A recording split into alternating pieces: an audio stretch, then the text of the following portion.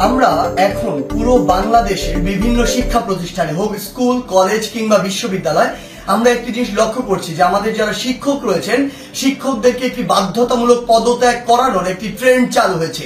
যে জায়গাটি নিয়ে আসলে কথা হচ্ছে এবং কথা হওয়া উচিত এবং এই জায়গাটিতে আসলে অনেক প্রশ্ন রয়েছে। প্রথম কথা হচ্ছে কোনো একজন শিক্ষক যদি কোনো একটি রাজনৈতিক দলের হয় বা মতাদর্শকে বিশ্বাস করে এটার কারণেই আমি তাকে পদত্যাগে বাধ্য করতে পারি কিনা। আবার আরেকটি কথা এখানে রয়েছে সেটি হচ্ছে এই পদত্যাগ করানোর যে অথরাইজেশন এটি আমার আছে কিনা বা আমি এমন অথরিটি কিনা আইনসঙ্গতভাবে এটি আমি করতে পারি কিনা। তার পূর্বে আমাদের বিশেষ কিছু প্রেক্ষাপটগুলো চিন্তা করতে হবে। আসলে আমরা আমাদের জায়গা থেকে যারা স্টুডেন্ট রয়েছে রানিং তারা অনেকে শুধু মনে করি যে আমরাই মনে হয় পদত্যাগ করাচ্ছি, কিন্তু আমরা জানি না এর পিছনে আসলে কি কি ঘটনা রয়েছে কিংবা কি কি প্রেক্ষাপট রয়েছে। যেমন আমি আমার বিশ্ববিদ্যালয়ের উদাহরণ দিয়ে যদি বলি, এই বিশ্ববিদ্যালয়ে একটি দল শিক্ষকদের একটি দল যারা তখনকার ক্ষমতাসীন রাজনৈতিক দলের একটি মদতপুষ্ট তারা ছিল। সেই জায়গা থেকে তারা যখন আমাদের এই যে আন্দোলন এই আন্দোলনের বিপক্ষে দাঁড়িয়েছিল। আবার অল্প কিছু শিক্ষক আছে, এই সংখ্যাটি খুবই কম, তারা একদম নিউট্রাল জায়গা থেকে আমাদের আন্দোলনের পক্ষে দাঁড়িয়েছিল।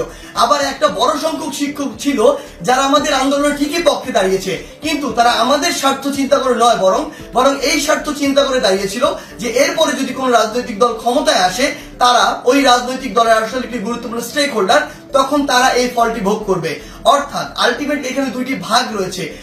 আমাদের এটি মনে করার কোনো কারণ নেই যে আগের যে দলটি ছিল যারা আমাদের বিপক্ষে ছিল তারা বাদ দিয়ে সবাই আমাদের পক্ষে, বরং ব্যাপারটি এমন নয়। আমরা যদি স্কুল কলেজের ক্ষেত্রে এই বিষয়টি লক্ষ্য করি তাহলে আমরা দেখতে পাবো হয়তো কোনো শিক্ষক হয়তো আওয়ামী লীগের রাজনীতির সাথে জড়িত ছিল, কিন্তু থাকে বলেই তাকে আমি পদত্যাগ করাতে পারি কিনা বা করানো উচিত কিনা। যে কেউ যে কোনো রাজনৈতিক আদর্শে বিশ্বাসী হতে পারে, কিন্তু আমার প্রশ্নটি হচ্ছে ওই রাজনৈতিক আদর্শে বিশ্বাসী হয়ে তিনি কি ক্ষমতার অপব্যবহার করে শিক্ষার্থীদেরকে চরমভাবে বাধা দিয়েছেন কিনা, শিক্ষার্থীদেরকে হেনস্থা করেছেন কিনা, কিংবা শিক্ষার্থীদেরকে কোনো একটি বিপদে ফেলেছেন কিনা, এই বিষয়গুলো আমাদেরকে লক্ষ্য রাখতে হবে। ইভেনিং যদি তিনি এই কাজগুলো করেও থাকেন তারপরও তার বিরুদ্ধে এরকম একটি প্রক্রিয়া পদত্যাগ করানোর জন্য যে বাধ্য করা এটি আমি করতে পারি কিনা, এই অথরিটি আমার আছে কিনা। আমরা আমাদের জায়গা থেকে মনে করি এটি একটি নিয়মতান্ত্রিক আইনসঙ্গত প্রক্রিয়ার দিকে যাওয়া উচিত এবং এটি তদন্ত সাপেক্ষে হওয়া উচিত। আমরা যদি পিছনের কিছু ঘটনা আসলে লক্ষ্য করি তাহলে কি বিষয়গুলো দেখব। আমরা দেখব প্রত্যেকটি স্কুলে আওয়ামী লীগ ফ্যাসিস্টের আমলে আসলে যে শিক্ষকরা আওয়ামী লীগের তোষামোদি করে তেলবাজি করে ডমিনেট করেছে, আরেকটি শিক্ষক ছিল আরেকটি গোষ্ঠী যারা আসলে চুপ ছিল ওই পুরো সময়টুকুতে। এমনটি ভাবার কোনো কারণ নেই যে তারা নিউট্রাল ছিল, তারা তাদের জায়গা থেকে হয়তো এমন আরেকটি দলের ছিল যে দলটি তখন ক্ষমতায় ছিল না।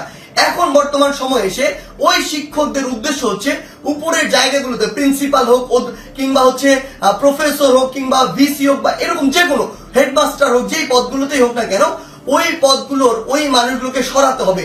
যদি আমি সরাতে পারি তাহলে আমি এখন ওই পদটিতে গিয়ে বসতে পারবো।